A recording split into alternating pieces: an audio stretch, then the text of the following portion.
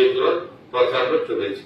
আবার একটা দিন এটা কি উত্তর পূর্বাঞ্চল নয়, ভারতবর্ষের একটা অন্যতম বিশেষ আকর্ষণের পর্যটন কেন্দ্র এটা হতে যাচ্ছে। ঠিক পাশাপাশি একটু দেখি যেখানে আমাদের ছবি মোড়া, সেটা আপনারা জানেন, এটাও সমস্ত দর্শকদের কাছে পর্যটকদের কাছে খুব আকর্ষণের বিষয়বস্তু। এবং আপনাদের অবগতির জন্য জানাচ্ছি, সেখানেও থাকার জন্য টুরিস্টদের সেখানে লঘাট আমরা শুরু হয়ে গেছে।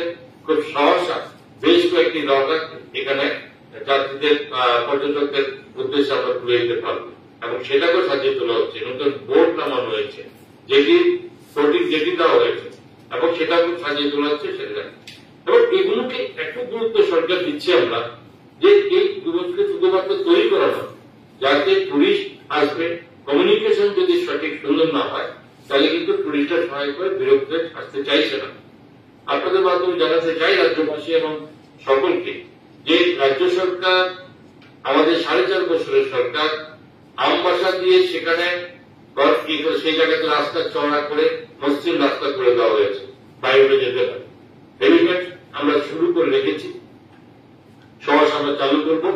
এবং মন্দির ঘাট, যেখানে রাস্তা খুব খারাপ, সকলের অভিজ্ঞতা আছে, যতবাড়িতে মন্দির ঘাটকে প্রায় 55 কোটি টাকা ব্যয়, সেখানে রাস্তা পরিষ্কার কাজ চলছে এবং কয়েক মাসের মধ্যে সে রাস্তা হবে। তো ছবি মোড়া, সে রাস্তা খুব ন্যারো ছিল এবং সে রাস্তাও প্রায় 25 কোটি টাকা ব্যয় রাস্তার চূড়ান্ত পর্যায়ে এবং সেটা হবে। আমার বলার উদ্দেশ্য হচ্ছে এটা, যে ওয়ার্ল্ড ট্যুরিজম এই ক্ষেত্রে যে রিথিঙ্কিং ট্যুরিজম, আমরা এই ভাবনাগুলো আবারও আমরা ভাবতে হবে। এছাড়াও বাইরে রাজ্যের আরো সমস্ত বিশেষ ট্যুরিজম স্পটগুলোকে আমরা সাজিয়ে তুলছি।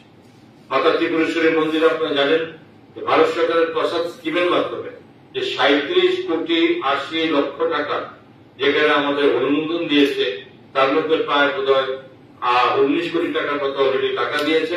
আমরা কাজও প্রায় 15-16 কোটি টাকার মতো কাজ আমরা করে ফেলেছি, বাকি আসবে। আগামী একটা বছর লেগে যাবে মাতা ত্রিপুরেশ্বরী মন্দিরকে সাজিয়ে নিতে, এবং সেটাও আমরা মানুষের জন্য ন্যাশনাল নয়, ইন্টারন্যাশনাল সেই পর্যায়ে মাতা ত্রিপুরেশ্বরী মন্দিরকে আমরা সাজিয়ে নিতে যাচ্ছি।